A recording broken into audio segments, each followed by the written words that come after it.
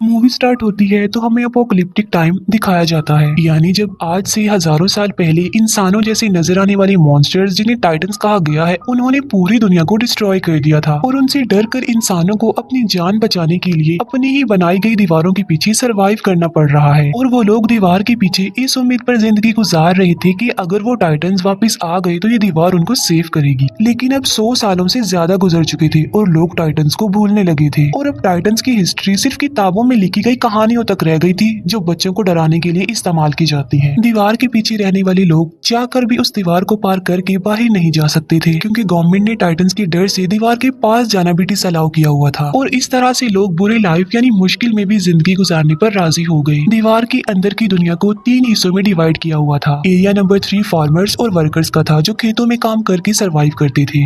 Area number 2 industrial था, जहाँ पर फैक्ट्रीज लगाई गई थी। और एरिया 1 प्राइमरी था, जहाँ पर अमीर लोग पूरे सिटी को कंट्रोल कर रहे थे और किसी को भी एक एरिया छोड़कर दूसरे एरिया में जाने की इजाजत नहीं थी। एरिया नंबर 3 में रहने वाला एक लड़का जिसका नाम एरिन था, वो काफी टैलेंटेड था और वो टाइटन से डर कर 4 दीवारी में प्रिजनर्स की तरह जिंदगी नहीं गुजार सकता था, क्योंकि उसमें हमेशा कुछ बड़ा करने की लगन होती है और उसकी डिजायर थी कि वो बाहर की दुनिया को एक्सप्लोर करे। और अपनी इस ख्वाहिश को वो अपने फ्रेंड्स के साथ भी शेयर करता है, क्योंकि वो टाइटन्स पर बिलीव नहीं करता था। वो यही सोचता था कि टाइटन एग्जिस्ट नहीं करते और उसे लगता था कि लोग टाइटन से डरते हैं, इसीलिए यहाँ पर छुपे हुए हैं। इसके साथ साथ एरिन का जो मेल फ्रेंड होता है वो भी काफी टैलेंटेड होता है और किसी भी आम इंसान को कोई एक्सपेरिमेंट्स करने की इजाजत नहीं थी, क्योंकि गवर्नमेंट का मानना ये था कि अगर इंसान अपनी सक्सेस के लिए कुछ करेगा तो वो गलत करेगा। वहीं पर एक लड़की जिसका नाम मिकासा होता है, एरिन और वो दोनों एक दूसरे को काफी लाइक करते थे और वो एरिन के साथ एक हैप्पी लाइफ गुजारना चाहती थी। एरिन का फ्रेंड उससे मिलने जाता है और तभी वो एक अननोन पर्सन से टकरा जाता है, लेकिन वो उस पर ज्यादा ध्यान नहीं देता और उसे इग्नोर करता है। एरिन खुद को उस जगह पर पाकर काफी लकी फील करता था, क्योंकि वो दूसरी साइड वाले लोगों की दुनिया को देख सकता था। वो जगह एरिन की इसलिए भी फेवरेट थी क्योंकि वहाँ पर बॉम्ब मशीन पड़ी हुई थी और डर की वजह से कोई भी वहाँ पर नहीं आता था। और एरिन इस बार इरादा कर लेता है कि वो दूसरी साइड वाली जगह पर जाएगा, चाहे कुछ भी हो जाए। और वो अपने फ्रेंड्स को भी इस बात पर एग्री कर लेता है। उस दीवार के पास आर्मी का पहरा था और वो फर्स्ट टाइम सोल्जर्स की नजरों से बचते हुए उस दीवार के काफी करीब आ जाते हैं। लेकिन इससे पहले कि वो आगे बढ़ते, वो पकड़े जाते हैं। उन सोल्जर्स का लीडर उन लोगों को बचा लेता है, क्योंकि वो लीडर एरिन को काफी लाइक करता था और उन्हें पता था कि एरिन काफी इंटेलिजेंट है और वो एरिन के इस पैशन को अंडरस्टैंड भी करते थे। अभी वो लोग ये बातें डिस्कस कर ही रहे होते हैं कि जमीन कांप उठती है और जब वो दीवार के ऊपर देखते हैं तो उन्हें यकीन नहीं आ रहा होता जो वो देख रहे होते हैं, क्योंकि पहली बार इतने खौफनाक डर से उनका सामना जो हो रहा था और वो एक मॉन्स्टर टाइटन था, जो कि टाइटन से कई ज्यादा पावरफुल और बड़ा था। और ऐसे मॉन्स्टर्स को जायंट्स कहते हैं और वो उस दीवार से भी काफी बड़ा होता है और आग का बना होता है। और उस वक्त वो आग निकाल रहा था और अपने इतने बड़े बड़े पाँव का इस्तेमाल करके वो दीवार को तोड़ने लगता है। वो लोग काफी डरे हुए और काफी हैरान होते हैं। आग के अटैक से काफी बुरा हाल हो चुका था। लीडर एक सोल्जर को ऑर्डर देता है कि वो बॉम्बिंग करना शुरू कर दे, लेकिन वो सोल्जर उसे ये कहकर रोक देता है कि गवर्नमेंट ने हमें इन एक्सप्लोजिव का यूज करने से मना किया है। और वो जायंट काफी बड़ा होल करके हवा की तरह गायब हो जाता है और वहाँ पर तूफान आने से पहले जैसी खामोशी छा जाती है और देखते ही देखते वो टाइटन्स मॉन्स्टर्स दीवार के उस होल से बाहर आने लगते हैं। दिखने में तो वो बिल्कुल इंसानों जैसे लग रहे थे, लेकिन इंसानों की निस्बत वो काफी लंबे चौड़े थे और इंसानों को देखकर उनके फेस पर इविल स्माइल होती है कि जैसे वो इंसानों को अपना खाना समझ रहे हों।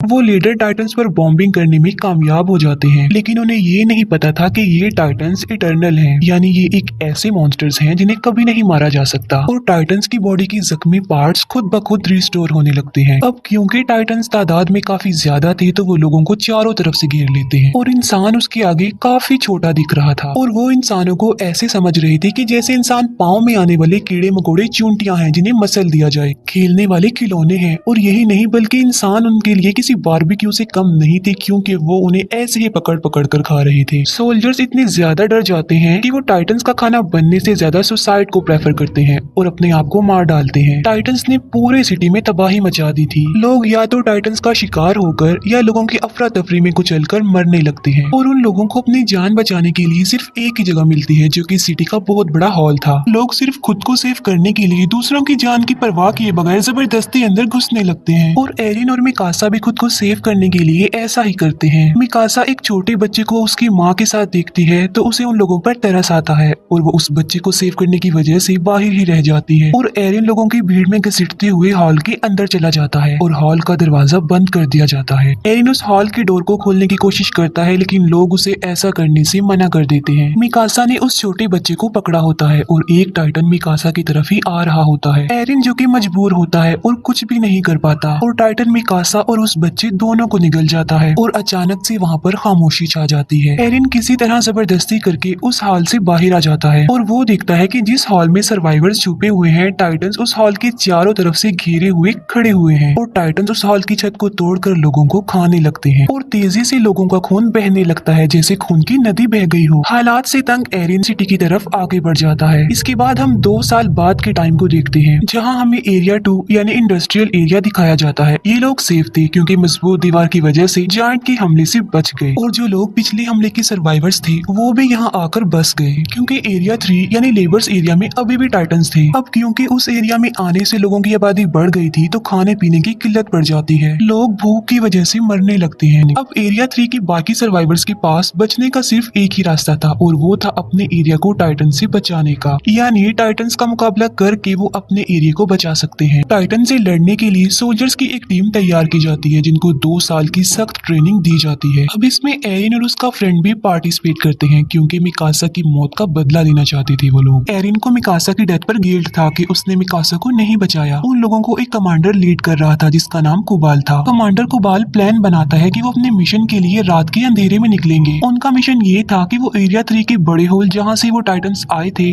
उसे ब्लास्ट की मदद से बंद करने का। प्लान के अकॉर्डिंग वो हॉल के ऊपर वाले पार्ट पर ब्लास्ट करेंगे जिससे होगा ये कि वो टूटा हुआ मलबा नीचे गिरेगा और उससे वो हॉल बंद हो जाएगा और क्योंकि वो दीवार काफी मजबूत है तो ब्लास्ट के बावजूद भी टाइटन्स वहाँ से नहीं आ पाएंगे और अगर वो इस मिशन में सक्सेसफुल हो गई तो वो उन टाइटन्स को मार सकते हैं। और उन लोगों की आखिरी उम्मीद यही एक्सप्लोजिव था, यानी इस मिशन में या तो वो मार डालेंगे या मारे जाएंगे। वेपन्स हेड सब सोल्जर्स को अपने बनाए गए खास न्यू वेपन के बारे में बताती है जिसकी मदद से वो हवा में उड़ सकते हैं क्योंकि उन्हें पता चल चुका था कि टाइटन्स की नेक पर अटैक करके उन्हें मारा जा सकता है और वो टाइटन्स दोबारा जिंदा भी नहीं होंगे। प्लान के मुताबिक वो रात के अंधेरे में अपने मिशन के लिए निकल जाते हैं लेकिन अपने टारगेट तक पहुंचने से पहले ही उन्हें रास्ते में कुछ अजीब फील होता है और वो लोग चेक करने के लिए जाते हैं कि आखिर क्या गड़बड़ है। वो समझते हैं कि वो सिर्फ काउस की आवाज है और जब उन्हें रियलाइज होता है कि सब ओके है तो वो चल पड़ते हैं। फिर एक लेडी को किसी छोटे बच्चे के रोने की आवाज सुनाई देती है और वो सोचती है कि बच्चा मुसीबत में है और उसे हेल्प की जरूरत है और वो उसकी हेल्प करने के लिए आगे चेक करने के लिए जाती है। एरिन भी उसके पीछे पीछे जाता है और जब उन्हें बच्चा मिल जाता है तो वो देखते हैं कि ये तो टाइटन का बच्चा है और वो जायंट बच्चा उन्हें पकड़ने की कोशिश करता है और नीचे गिर जाता है और नीचे गिरते ही वो जोरों से रोने लगता है। उसकी आवाज सुनकर सब टाइटन्स जाग जाते हैं और उधर आने लगते हैं और उन लोगों को घेर लेते हैं और अब वो लोग काफी बड़ी मुश्किल में फंस चुके थे क्योंकि उनका सेल्फिश कमांडर कुबाल उन्हें इस मुसीबत में छोड़कर वेपन्स वाली गाड़ियां लेकर वहां से भाग चुका था। एरिन के फ्रेंड को टाइटन्स पकड़ लेते हैं लेकिन वो दूसरा सोल्जर आकर उसे बचा लेता है और अब वो लोग पूरी तरह से टाइटन से घिर चुके थे और अचानक से वहाँ पर टैलेंटेड टाइटन्स का शिकारी शिकीशिमा वहाँ पर आता है और उसने तकरीबन 10 से 15 टाइटन्स को मार डाला था और शिकीशिमा के साथ एक और बहादुर सोल्जर थी और वो थी मिकासा। जी हाँ, वो जिंदा थी। दोनों मिलकर बहादुरी से अपने फास्ट वेपन्स का यूज करके टाइटन्स को मार डालते हैं। टाइटन्स को मारने के बाद वो अपने टारगेट यानी दीवार के उस होल के पास जाते हैं लेकिन हैरत की बात ये थी कि मिकासा एरिन को अपनी कोई भी फीलिंग्स नहीं दिखा रही थी क्योंकि उस इंसिडेंट के बाद वो सिर्फ अपना बदला लेना चाहती थी। मिकासा को वो टाइटन निगल चुका था लेकिन शिकीशिमा ने उसे बचाया और टाइटन से लड़ना सिखाया। टाइटन से लड़ने का एक सीक्रेट बताता है कि अपने गुस्से को आजाद छोड़कर टाइटन्स पर टूट पड़ो और मुकाबला करो। वो एक बात और बताता है कि इंसान का दुश्मन टाइटन से ज्यादा डर है जो कि उसे छिपने पर मजबूर करता है। तभी उनका सेल्फिश कमांडर कुबाल वहाँ पर आता है। वो कहता है कि मिशन के लिए जो फास्ट वेपन्स हमने यूज करनी थी वो हमारी सीक्रेट जगह पर नहीं मिली बल्कि वो अंडरग्राउंड केव्स में थी और मैं उन एक्सप्लोजिव्स को खोना नहीं चाहता था, इसीलिए मुझे जाना पड़ा क्योंकि हम में कोई तो चीटर है जो वो वेपन चुरा सकता था और एक्सप्लोजिव को खोने का रिस्क वो नहीं ले सकते। वो लोग वेपन्स को लोड करने लगते हैं लेकिन टाइटन्स उनकी आवाजों को सुन लेते हैं और अचानक वो टाइटन्स दो लोगों को खा जाते हैं। वो सब लोग काफी घबरा जाते हैं, लेकिन लालची लीडर को एक्सप्लोजिव की पड़ी हुई थी और कोई चोर उनके वेपन्स एक्सप्लोजिव से भरी हुई गाड़ियां चुरा कर ले जाता है और एक लेडी जिसके हस्बैंड को टाइटन्स खा चुके थे गुस्से में आकर वो उस चोर से एक्सप्लोजिव वाली गाड़ी छीन लेती है और एक्सप्लोजिव को बचाए सेव करने के वो उसमें आग लगा देती है और अपने हस्बैंड का रिवेंज लेने के लिए टाइटन्स के बीच में ट्रक को क्रैश कर देती है। लेकिन इतने हैवी ब्लास्ट से भी टाइटन्स को कुछ नहीं होता, लेकिन उनकी आखिरी उम्मीद एक्सप्लोजिव भी अब खत्म हो चुका था। कुबाल भी उन्हें मरने के लिए मुसीबत में छोड़कर चला जाता है और वो लोग टाइटन्स के बीच में बुरी तरह से फंस चुके थे।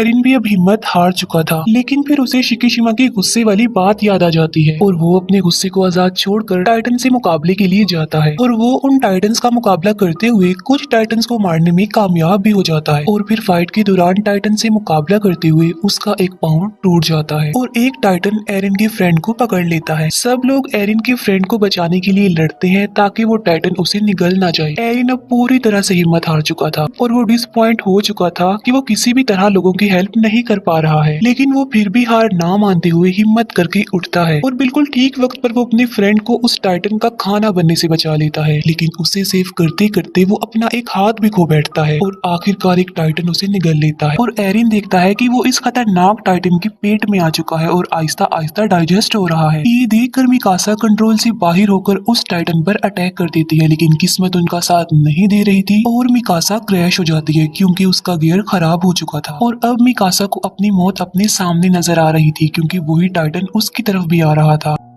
लेकिन अचानक से टाइटन को अपने पेट में कुछ अजीब सा फील होता है और एक काफी बड़ा मॉन्स्टर उस टाइटन के मुंह को चीरते हुए बाहर आ जाता है और एक एक्सप्लोजन से काफी बड़ा जायंट पैदा होता है और ये जायंट बाकी टाइटन्स को मारता जा रहा था। फिर ध्यान से देखने पर उन लोगों को पता चलता है कि ये कोई और नहीं बल्कि ये तो एरिन है और फिर वो बाकी जायंट्स की तरह कमजोर होकर मरने लगता है और तभी वो कमांडर जो एरिन के टैलेंट को समझता था वो एक बात कहता है जो किसी को भी समझ में नहीं आती। वो कहता है कि इसकी नेक का पीछे वाला हिस्सा काट दो। अब किसी को उसकी बात समझ में तो नहीं आती, लेकिन फिर भी मिकासा ऐसा ही करती है और वहाँ से एरिन निकलता है और हैरानी वाली बात तो ये है कि उसका टूटा हुआ हाथ और पाँव अब रीजनरेट हो चुके थे। ये देखकर सब लोग काफी हैरान रह जाते हैं और किसी अननोन रीजन की वजह से शिकीशिमा स्माइल करता है जैसे वो पहले से ही जानता था कि ऐसा होने वाला है। इसके बाद हमें एरिन के पास्ट का एक सीन दिखाया जाता है जहाँ पर एरिन के फादर जो कि साइंटिस्ट थे एरिन में किसी वजह से कोई वैक्सीन इंजेक्ट करते हैं जिसमें वो कमांडर भी उनके साथ थे। एरिन की मदर उन लोगों को ऐसा करने से मना करती है, जिसके जवाब में वो कहते हैं कि इस वैक्सीन की वजह से एरिन बड़े होकर लोगों की जिंदगी बचाने में एक बड़ा रोल अदा करेगा। इतनी ही देर में कुछ गवर्नमेंट ऑफिसर्स उनके दरवाजे पर नॉक करते हैं और एरिन के फादर एरिन और उस कमांडर को एक रूम में छुपा देते हैं। उन गवर्नमेंट ऑफिसर्स में कुबाल भी शामिल था और उन लोगों को पता चलता है कि एरिन के फादर किसी खुफिया एक्सपेरिमेंट्स पर काम कर रहे हैं और आम लोगों को तो किसी इन्वेंशन एक्सपेरिमेंट्स की इजाजत नहीं थी और पनिशमेंट के तौर पर वो ऑफिसर्स एरिन के पेरेंट्स को अरेस्ट करके ले जाते हैं और साथ ही उनके एक्सपेरिमेंट्स को भी जला दिया जाता है और यही वजह थी कि वो कमांडर एरिन को इतना लाइक करते थे उसकी इस खूबी की वजह से और उन्हें ये भी पता था कि इस वैक्सीन की वजह से एरिन और ज्यादा पावरफुल बन गया ताकि वो लोगों की जिंदगियों को सेव कर सके। एरिन की आंख खुलती है तो वो देखता है कि कुबाल ने उसे कैद किया हुआ है और एरिन को खुद भी इस बात पर यकीन नहीं आ रहा था कि क्या वो वाकई एक जायंट भी बदल गया था, लेकिन साथ साथ उसे खुद पर प्राउड भी फील हो रहा था कि आखिर उसमें एक ऐसी खूबी है जो कि टाइटन्स के खिलाफ इंसानों की मदद करने में इम्पोर्टेंट रोल अदा कर सकती है। लेकिन एरिन कुबाल के लिए एक खतरा था जिसकी वजह से वो उसे प्रिजनर बना के रखता है क्योंकि वो सोचता था कि इंसानों को नए एक्सपेरिमेंट्स और इन्वेंशन करने की कोई जरूरत नहीं है, बल्कि इंसानों को डरपोक बनकर डरते हुए ही उस दीवार के पीछे जिंदगी गुजारनी चाहिए। वो कमांडर जब एरिन की फेवर में बोलता है तब कुबाल उसे शूट करके मार डालता है, लेकिन मरने से पहले वो कमांडर एरिन को एक राज की बात बताता है कि कुबाल ही तुम्हारे पेरेंट्स का कातिल है। ये सुनते ही एरिन और उसके साथी कुबाल के अगेंस्ट हो जाते हैं और तभी अचानक से वहाँ पर पावरफुल जायंट जंप करके आ जाता है और वो आते ही सबसे पहले एरिन को पकड़ लेता है। वो लोग उसे रोकने की कोशिश करते हैं लेकिन वो सबको अपने रास्ते से हटा रहा था। वो एरिन के एक फ्रेंड को भी मारने की कोशिश करता है लेकिन मिकासा उसे ऐसा करने से रोक देती है और ऐसा लग रहा था कि शायद वो मिकासा की बातों को अंडरस्टैंड कर रहा था और वो एरिन को अपने साथ लेकर निकल जाता है और इस सारी फाइट पे कुबाल मारा जाता है। अब क्योंकि एरिन भी उनके पास नहीं था तो उन्हें समझ में नहीं आ रही थी कि क्या किया जाए। फिर एरिन के फ्रेंड को याद आता है कि उनके पास अभी भी एक एक्सप्लोजिव है जिसे वो यूज करके अभी भी अपना मिशन पूरा कर सकते हैं, और वो सब लोग बॉम्ब को रिकवर करने के लिए एरिया 3 में चले जाते हैं। एरिन की आंख एक काफी बड़े और अजीब से रूम में खुलती है और उस रूम में कुछ चीजों के अलावा शिकिशिमा भी था, और यहाँ पर शिकिशिमा बहुत सी बातों को रिवील करता है कि ये टाइटन्स इंसानों के ही बनाए गए हैं, जिनको किसी और ने नहीं बल्कि एरिन के फादर ने ही बनाया था। और उन्होंने ये टाइटन्स आर्मी वेपन्स के लिए बनाए थे, लेकिन उनका एक्सपेरिमेंट फेल हो जाता है, जिसका बैड इम्पैक्ट ये पड़ा कि वायरस तेजी से इंसानों में फैलता गया और इंसान तेजी से टाइटन्स में बदलते गए और उन्होंने दुनिया में तबाही मचा दी।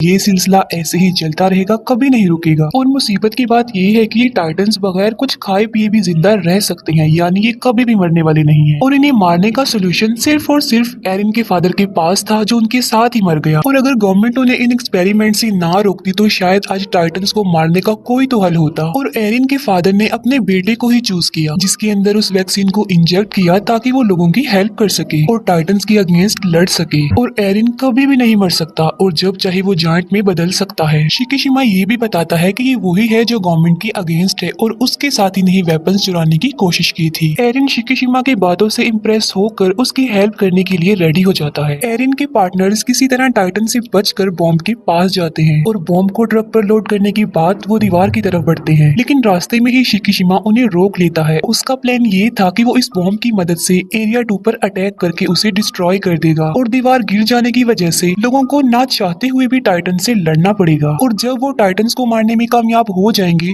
तो वो लोग बाद में गवर्नमेंट को ही खत्म कर देंगे, क्योंकि गवर्नमेंट की वजह से ही उन्हें इन हालात का सामना करना पड़ रहा है। लेकिन एरिन और उसके फ्रेंड्स उसकी इस बात पर इसीलिए एग्री नहीं कर रहे थे क्योंकि इसमें बेकसूर लोग मारे जा सकते थे, और इसीलिए एरिन और शिकिशिमा में फाइट हो जाती है। शिकिशिमा जल्दी से खुद को मारकर जायंट में तब्दील कर लेता है और यहाँ पर हमें ये पता चलता है कि शिकिशिमा में भी वो खूबी थी कि वो टाइटन बन सकता था, और ये वही जायंट था जो एरिन को किडनैप करके ले गया था। और टाइटन बनने के लिए उन्हें अपनी ही जान लेनी पड़ती है, और जब वो एक बार टाइटन बन जाते हैं तो उनकी असली बॉडी नेक के पीछे टाइटन वाले रूप को कंट्रोल करती है। लेकिन इन जायंट्स की लाइफ टाइटन्स की निस्बत काफी कम होती है, क्योंकि ये वैक्सीन से बने होते हैं। क्योंकि बाकी टाइटन्स वायरस फैलने से बने थे, इसीलिए वो नहीं मरते। एरिन और शिकिशिमा के बीच जोरदार फाइट होती है। शिकिशिमा एरिन पर भारी पड़ जाता है, लेकिन बाद में एरिन अपनी फाइटिंग स्किल से शिकिशिमा को हरा देता है और एरिन प्लान के मुताबिक बॉम्ब को दीवार के ऊपर वाले पार्ट में ब्लास्ट करने में कामयाब हो जाता है। और तब वो सब हैरान रह जाते हैं ये जानकर कि कुबाल मरा ही नहीं था, और वो कहता है कि एरिन को मेरे हवाले कर दो, क्योंकि वो नहीं चाहता था कि कोई भी इंसानों की हेल्प करे, बल्कि इंसानों को डर कर दीवारों के पीछे ही छुपे रहना चाहिए। और गुस्से में आकर एक फीमेल सोल्जर कुबाल को मार डालती है। और यहाँ ये बात भी रिवील हो जाती है कि मूवी के स्टार्ट में हमने जो टाइटन यानी जो किंग जायंट देखा था वो कोई और नहीं बल्कि वो कुबाल था। कुबाल जायंट में बदल कर उनके मिशन को रोकने की काफी कोशिश करता है। तब शिकिशिमा उनकी हेल्प करने पर एग्री हो जाता है और अपनी जान की परवाह किए बगैर बॉम्ब को किंग टाइटन यानी कुबाल के मुंह में घुसा देता है, और वहाँ पर एक्सप्लोजन की वजह से किंग टाइटन की मौत हो जाती है। और एक्सप्लोजन की वजह से बनने वाले मलबे से वो बड़ा सा होल भी बंद हो जाता है। वो सब लोग काफी खुश हो जाते हैं क्योंकि वो अपने मिशन को अचीव कर चुके थे। और एरिन और मिकासा का समंदर और उड़ते हुए बर्ड को देखकर ड्रीम पूरा हो जाता है, और उनके ड्रीम के साथ ही मूवी यहीं पर एंड हो